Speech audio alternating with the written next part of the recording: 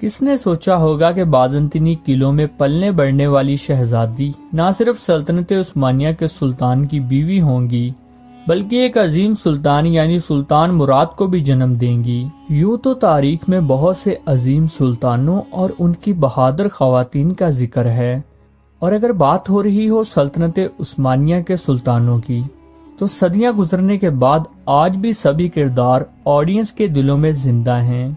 جی ہاں، ہم بات کر رہے ہیں ہولوفرا خاتون کی، جو کہ یرحصار کے گورنر کی بیٹی تھیں۔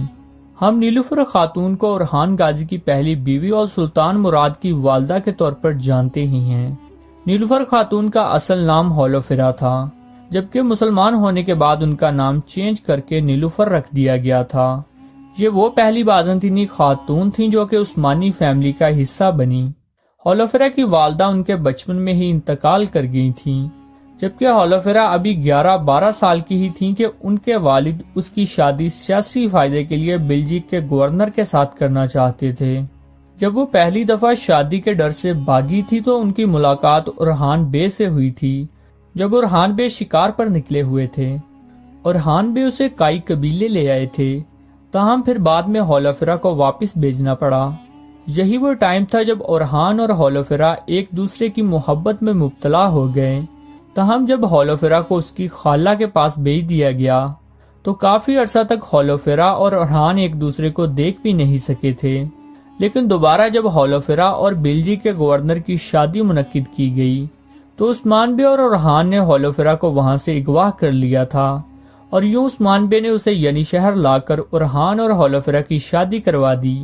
لیکن آج تک کسی بھی بازنطینی بک میں یہ ایکسپٹ نہیں کیا گیا کہ ہولوفرا کو اغوا کیا گیا تھا۔ ہولوفرا نے اورحان بے کی محبت میں جتنی زیادہ مصیبتیں اور مشکلیں کاٹی تھیں، انہیں اتنا ہی بڑا صلہ بھی ملا، اور وہ کام سے تیکفر کی بیٹی سے عظیم سلطنت کے سلطان کی بیوی اور خاتون اول بنی، جبکہ سلیمان پاشا، قاسم بے اور مراد اول ان کی اولادیں تھیں۔ جی ہاں، عظیم سلطان مراد اول بھی ہولوفرا کے فرزند ہی تھے۔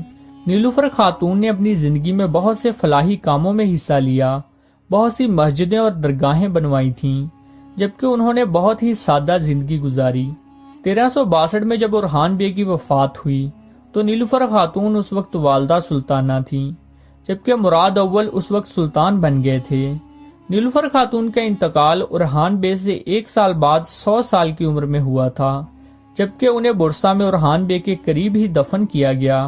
چونکہ نیلوفر خاتون ایک عظیم خاتون تھیں تو سلطان مراد نے اپنی والدہ کے اعزاز میں ازنک میں ایک میوزیم بھی بنایا تھا، جو کہ اس وقت بھی موجود ہے۔